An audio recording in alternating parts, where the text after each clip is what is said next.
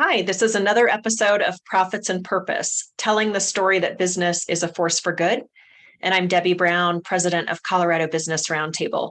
And welcome today. I'm excited to introduce our CEOs and executives from academia, business, community, and government to an incredible individual that I had the opportunity to meet and go on a trip recently to Mexico City, Stephanie Garnica, who is the Director of Global Business Development at Denver's Economic Development and Opportunity Office, which is quite a name, Stephanie, but welcome to this podcast and this video today. Thank you so much, Debbie. Happy to be here. Look forward to our conversation. Absolutely. Stephanie, you are one of the coolest people I've met in the last 6 months or so. And I want to thank JJ Ament for the introduction. But what you're doing to help put Denver on the map globally is incredible. And before I jump into your role and your mission with your organization and a little bit about our trip, I want to just give you a chance to tell us more about you personally. How did you end up in this leadership position? You know, were you raised in Colorado? You know, what's your story? Sure.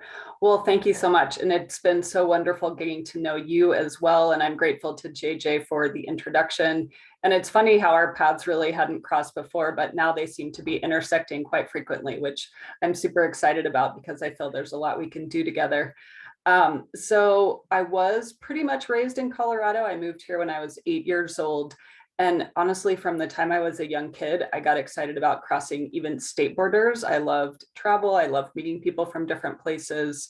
We had a family friend who was an airline flight attendant, and hearing her stories of all the places she would travel was super exciting to me. So I studied international business at the University of Colorado at Boulder. From there, I joined the Peace Corps and was pretty open to where in the world I would go. So my placement took me to Nicaragua in the mid 1990s. So I lived and worked in Central America for about 2.5 years, learned Spanish, learned another way of life. And really from there, I was pretty hooked on that experience of being in other countries and meeting people from other places who spoke different languages, had a different history and culture than my own. So when I finished my assignment there, I took my time and traveled up Central America through the southern part of Mexico and made my way back to Denver, where I then got a job in the logistics sector. So working on imports and exports with a big shipping company and really gaining an understanding of the movement of goods and where things are manufactured in the world and all these great trading relationships. From there, I went on to work for economic development on a global basis for the state of Colorado. I did that for many years and then have really been in that international business world ever since.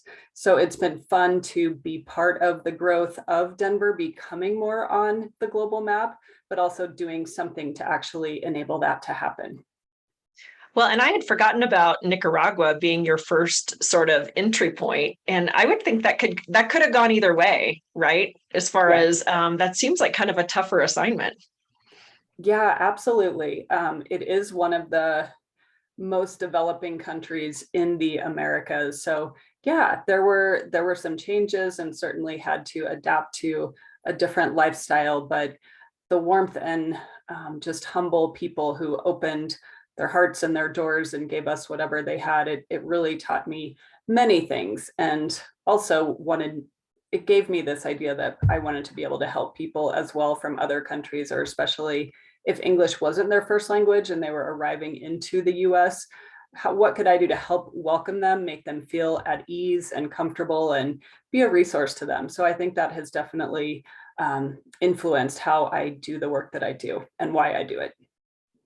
Well, and tell us more about that, what you do for Denver. I was unfamiliar with the office, but obviously what happens in Denver affects everyone. Even though I live in the suburbs, I care very, very deeply about the city of Denver and how it's doing economically because it affects all of us. So tell me more about the mission of your organization and what your role is for promoting Denver globally. Sure. So the Denver Economic Development and Opportunity Office, was recently renamed. So it used to be the Office of Economic Development. And then about 3 years ago, it was recognized that that didn't really capture all of the work being done by the office. So aside from being a traditional economic development, municipal government-led office, we do have other things in place, such as the Global Business Development Team. So the DIDO is the how we pronounce the acronym for our office. So we're really about providing and creating an inclusive economy for every resident to be able to access a job, make a living, have a place to live and call home. So we all do that, all of us being the different departments within the office in a different way. So the team that I lead is the Global Business Development arm of the Economic Development Office.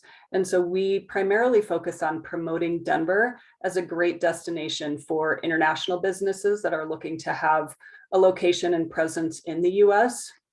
And we do that by being very familiar with what does our local ecosystem of globally focused people look like, whether that's a global business person, a consular representative, a nonprofit organization, a bilateral chamber of commerce, academia, other government colleagues. Together, everyone really does their part in helping create this super dynamic and vibrant global economy and community that's welcoming.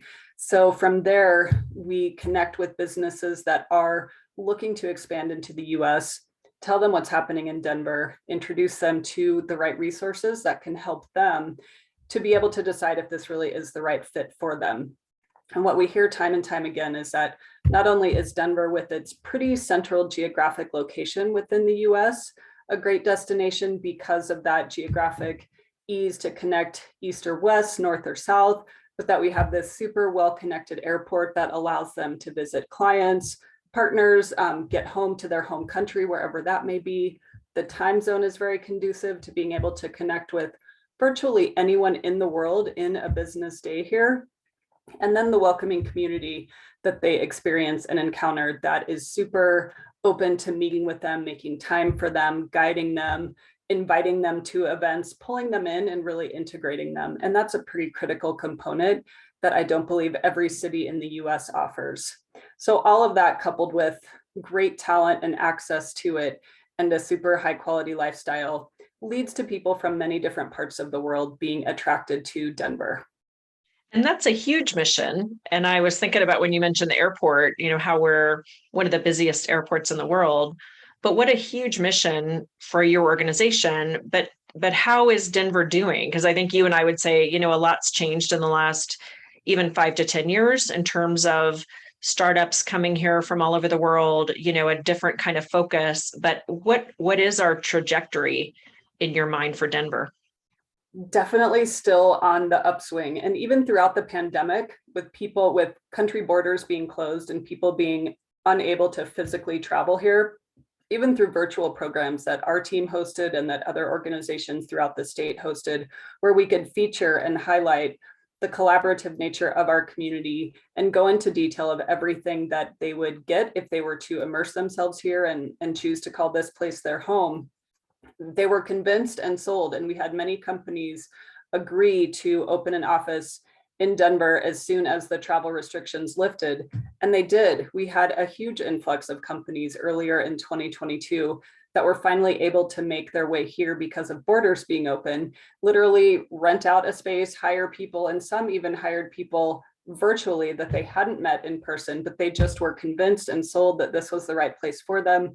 And it's not just us telling them the story and help selling them, but it's even the people in the community, such as yourself, who, when we provide these warm introductions and can say, wow, you're in this sector, or you're doing this particular project, or you're from this country, we have to introduce you to this person. And we do. And then things just have a life of their own from there, and everyone connects and builds these really meaningful relationships that go a long way. So all of that was able to sell companies, in essence, on coming to Denver and establishing a physical operation here.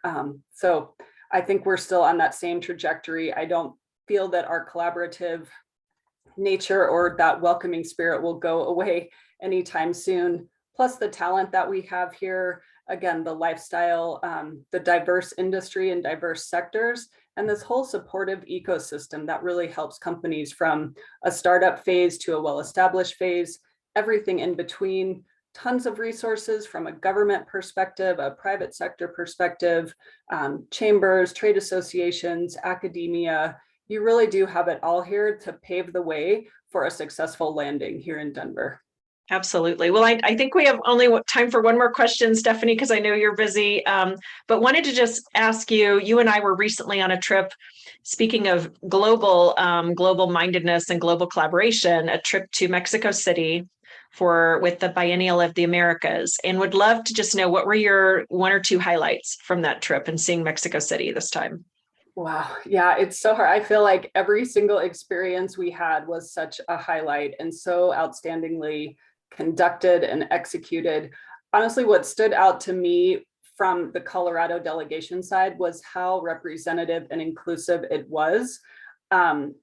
It wasn't just one industry of focus, but it included many different business sectors, but also nonprofit, the art and cultural world, the higher educational sector. And so having this diverse group of people whose paths wouldn't have necessarily crossed otherwise, I feel like allowed for some great sparks of innovation and how we could work together moving forward to, again, just make our community this more integrated, inclusive group of people all working towards the same thing, but kind of in their own lane and focusing on what they do. So to me, that was one highlight because of all the incredible people I met, but also seeing how Mexico City has changed their direction as well, having been there a number of times, but not for quite a while, and also having a real big focus on diversity, equity, inclusivity for all, and uncovering all of the different initiatives on many different levels that the government is focused on, but also the community at large,